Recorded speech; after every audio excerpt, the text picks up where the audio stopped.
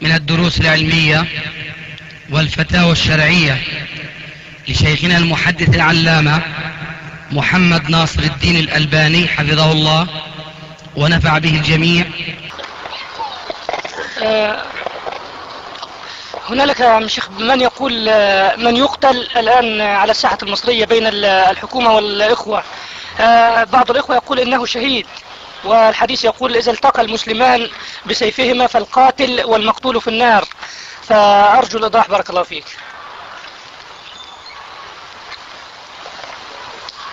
أولا الجواب عن هذا السؤال باختصار أن من يقتل في هذه المجابهات التي تقع بين الدولة وبين بعض أفراد الشعب المسلم، وأستدرك على نفسي فأقول بين الدولة التي لا تحكم بما أنزل الله وبين بعض أفراد الشعب الذي يطالب الدولة بأن تحكم بما أنزل الله، فما يقع من قتل بين الطرفين فليس فيهم من يصح أن يقال فيه إنه شهيد.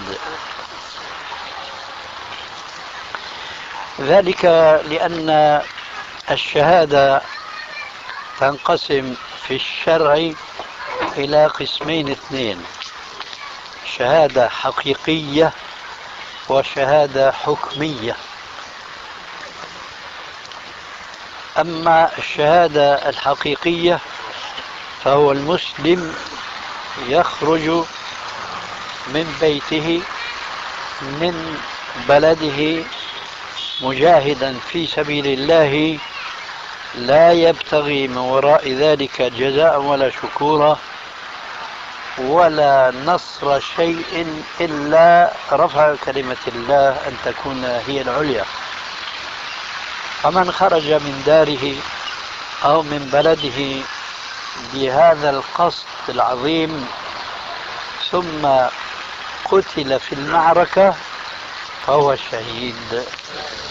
وعليكم السلام ورحمة الله. وهو الشهيد حقيقة،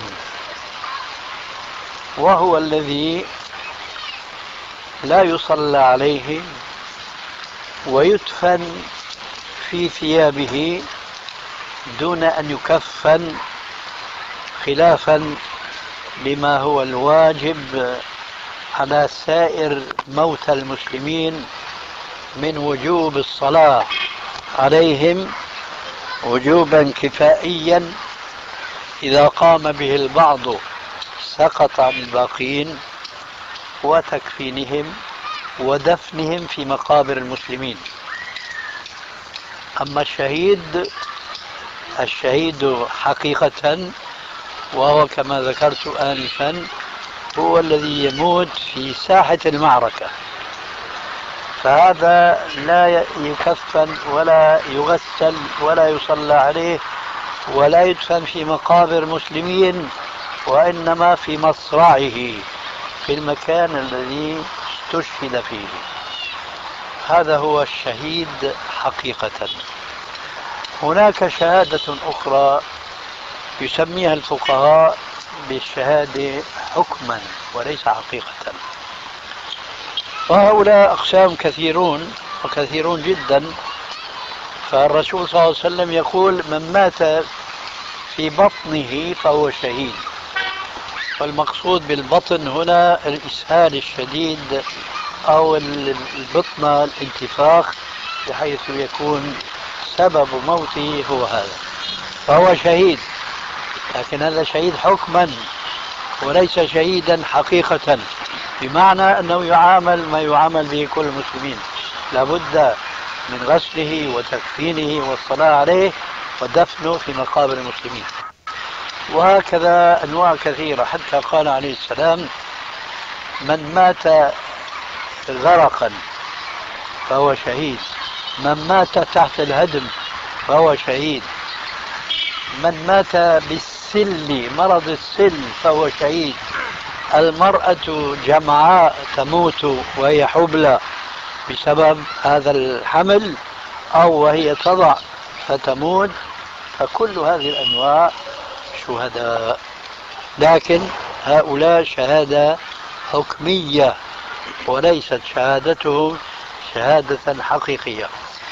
آخر ما أذكره من الأمثلة قوله عليه الصلاة والسلام: من مات دون ماله فهو شهيد. هؤلاء الذين أنت تسأل عنهم لا يصدق فيهم لا الشهادة الحقيقية بل ولا الشهادة الحكمية. هؤلاء الذين أنت تسأل عنهم لا يصدق فيهم لا الشهادة الحقيقية بل ولا الشهادة الحكمية. فالسؤال الذي كان أن هؤلاء الذين يضطهدون في مصر مثلا ويقتلون ويجابهون من قبل الجيش أو الشرطة المصرية أو إلى آخره، هل هؤلاء شهداء؟ أجبنا بأنهم ليسوا شهداء. لماذا؟